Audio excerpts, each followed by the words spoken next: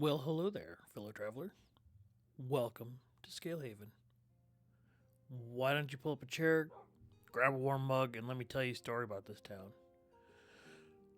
I'm going to tell you about the people who sent here to Redwater Lake to start a new life, far beyond the borders of Westerly. How about we start at the beginning?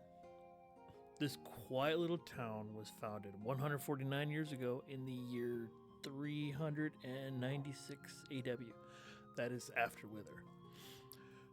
The great house of Cobblestone chose Bjorn Langstone to lead his family and two others, the Claibornes and the Canalans, to establish a trading colony out here.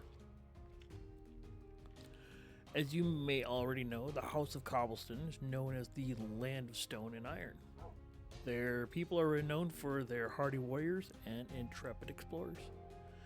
Bjorn Langstone and his wife Asa, being master fishers, were tasked with leading this expedition.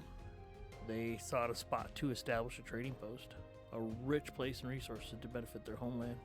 After getting news of his friend leading the journey, Torvald Canalan, a skilled carpenter and hunter, volunteered his family to go along. His wife Signe was also a great farmer and fine cook, and her meals were to die for. And then there was Sten Claiborne and his wife Hilda, both masters of stonework and ceramics.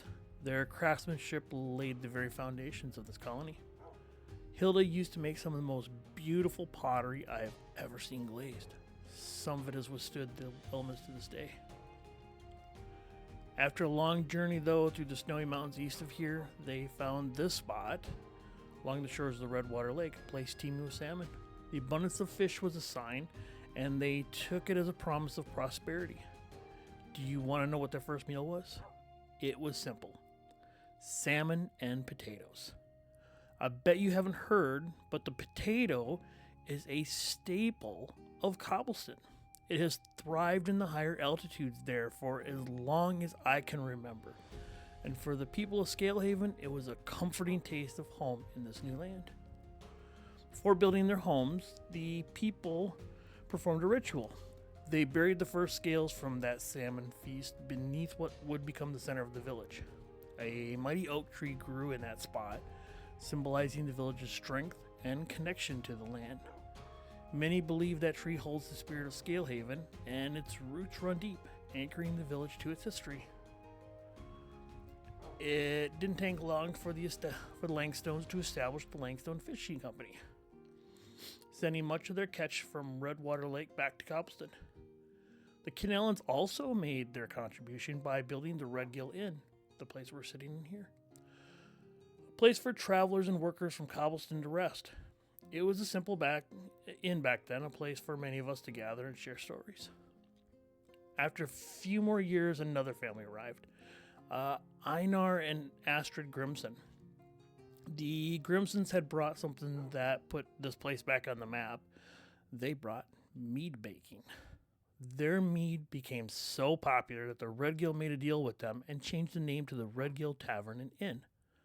A lot's changed since then, and their grandson Harold sure has made some interesting additions, along with his hardworking wife. I hear she's from Greenlee.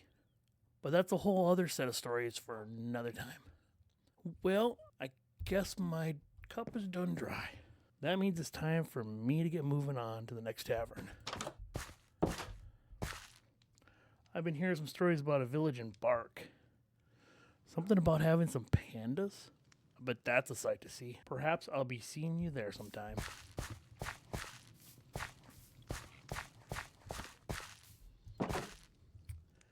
Thank you for joining me on this journey into the lore of Scalehaven. Don't forget to like, subscribe, and hit that notification bell for more adventures into the world of Westerly. Until next time, may your mugs be full and your stories be long.